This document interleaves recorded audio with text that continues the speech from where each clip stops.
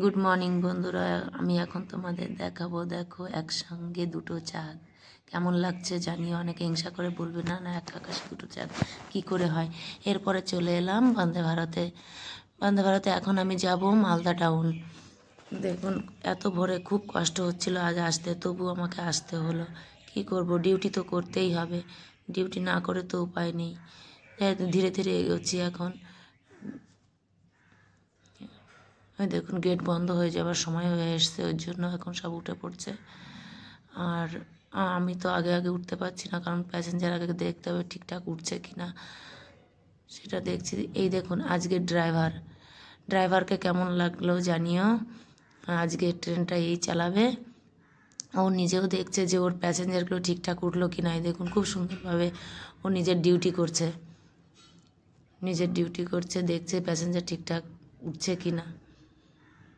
যা বাবা, বসেই গেল তো এবার। কত টেনশন নিচ্ছে। ওই দেখুন একটা কাক কি সুন্দর সকালের আওয়াজ দিচ্ছে। তারপর উঠে গেলাম ট্রেনে। প্যাসেঞ্জার বসতে না বসতেই পেপার বিতরণ শুরু হয়ে গেছে। এরপরে ট্রেনটা ছাড়াটা যদিও আমি তুলতে পারিনি, কারণ দরজা বন্ধ হয়ে গেছিলো। এরপরে ঢুকছে এখন মালদা টাউনের কাছে এসে দেখুন ট্রাক চেঞ্জ করছে। কি সুন্দরভাবে ট্রাকটা চেঞ্জ করে, এত ভালো লাগে। অনেকের হয়তো সামনাসামনি এই দৃশ্য দেখার সৌভাগ্য হয়নি, কিন্তু আমি বিশেষ করে খুব চেষ্টা করি এটা দেখার, আর খুব ভালোও লাগে। খুব সুন্দর লাগে দেখতে যখন ট্রাকটা চেঞ্জ হয়। দেখুন আবার ট্রাক চেঞ্জ হচ্ছে। এই ট্রেনটা এখন 1 নম্বর প্ল্যাটফর্মে দেবে। 1 নম্বর প্ল্যাটফর্মের জন্য বারবার ট্রাকটা চেঞ্জ হচ্ছে। এইবার এটা last truck change. Malda town এখান থেকে দেখুন দেখা যাচ্ছে।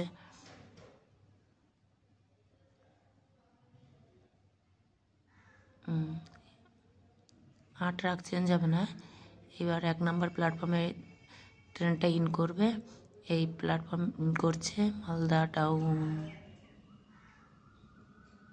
দেখুন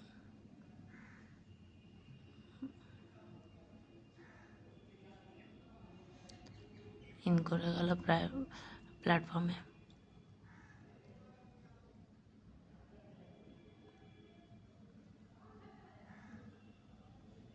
দেখুন ঘড়িটা ফলো করুন।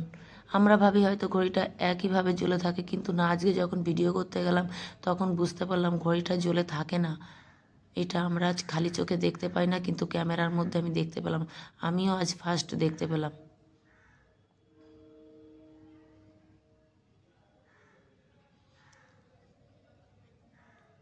সবাই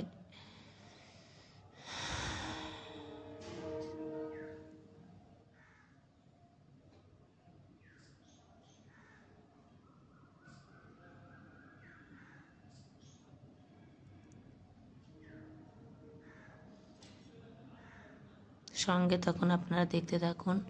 ট্রেনটা এইবার দাঁড়াবে, আর একটু এগোবে, আর একটু এগিয়ে দাঁড়িয়ে যাবে।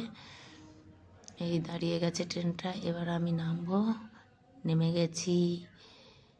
প্যাসেঞ্জার খুব বেশি নামেনি এখানে, আর এখানে খুব বেশি প্যাসেঞ্জার ওঠেও না, কারণ আগে থেকেই বোর্ডিং প্রায় ভরাই থাকে। এরপরে এই যার নামার যার ওঠার উঠছে, খাবার উঠছে এখান থেকে, অনেক নামাচ্ছে আবার অনেক কিছু।